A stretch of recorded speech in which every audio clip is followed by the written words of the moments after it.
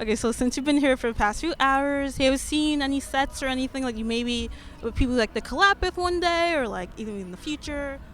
Oh yeah. Um, I have not seen anyone yet because I got off the stage and then we came to do press stuff. So I'm excited to. I really wanted to see Sid earlier, and I'm hoping to catch Rina Sawayama and Espa. I don't know if I'd collab with them just because our styles are so different, but like I'm very excited to see their sets. So Yes, I love. We're going to see Rena as well, so we're very excited for that. Hopefully this question isn't too personal, but we learned that you lived in Connecticut. You were raised in Connecticut. What was maybe one of your favorite things that you used to do in Connecticut? Like you used to come back home and think about.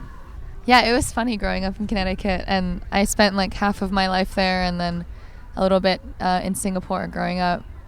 But I came back for high school in Connecticut. But yeah, it was lovely. I think the seasons are something that I just love, like Connecticut fall and the spring. And I would always go with my family to like Stony Creek and what is it, Hammonasset, the park.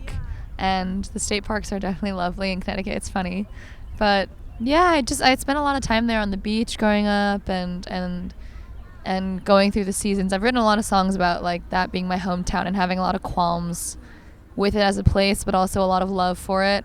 Because I don't really feel like I'm from there, but my parents still live there, and I write a lot of music there in that house that they live in. So, yeah, it's like it's a nice give and take, I think, in a lot of ways. But I love it. So you did just release your EP like yesterday, and then you also dropped a music video yesterday.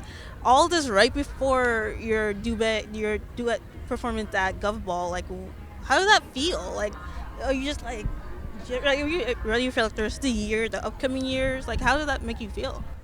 Yeah, I think it's funny. It's so much culminating in one moment that it's kind of bizarre because I almost like don't feel any different than I did a few days ago, but so much has changed. You know, the new music is out, and we're here, and we played a set, and yeah, next to all of these really incredible names. So it is a really bizarre feeling, and I don't think it's really hit me yet. I think, but I'm sure it will maybe tomorrow or next week. But yeah. So we're gonna pivot a little bit and let's talk about TikTok for a second. So of course your famous song, you kind of became popular overnight at TikTok, and we were looking at your account actually, and you tend to share a lot like with your music, your background, like how you make your music with the, I forget what you call it, but like the mic, the throat. Use that, the contact mic. It's very neat. And do you feel that TikTok is like a good place for artists and fans kind of collab and like share? Yeah.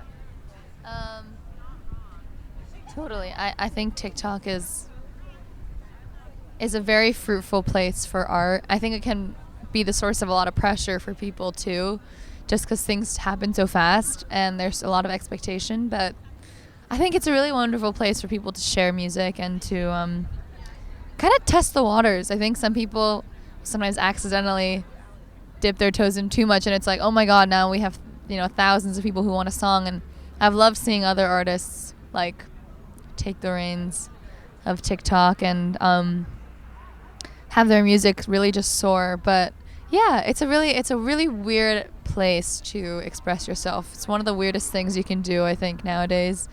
It's a very vulnerable place to live and to exist, where it's like, oh, someone might just know me through my face in this app, which has absolutely nothing to do with me as a person, really, in a lot of ways, and is also super representative of me in many others. So it's just bizarre. It's weird to have that as an outlet, but I'm very grateful for it. So It's like people know you, but it's only like surface level. yeah, and I think there's room to be really vulnerable and to feel like, oh, the music I'm giving people and sharing little snippets is really deeply personal and can evoke a lot in other people. But at the same time, it's like, how much of myself am I really giving in this app, and how much am I keeping to myself? It's a weird balance, I think. But yeah, it's just a joy to figure out. It's a fun little game, I think, at the end of the day. It can be a little bit dangerous, but at the end of the day, it's very much like, this is me, this is who I want to be, and this is what I'm going to show you. No, totally, I agree. Well, Okay, great. Well, it was so nice talking to you today. And we had we had a great time at your set, and just like everything you've been doing, it's been very entertaining and very fun to watch. And we're really excited to see what this year comes. And we know that you're opening it for WHUS Blood, right? Like, how does that feel? Also.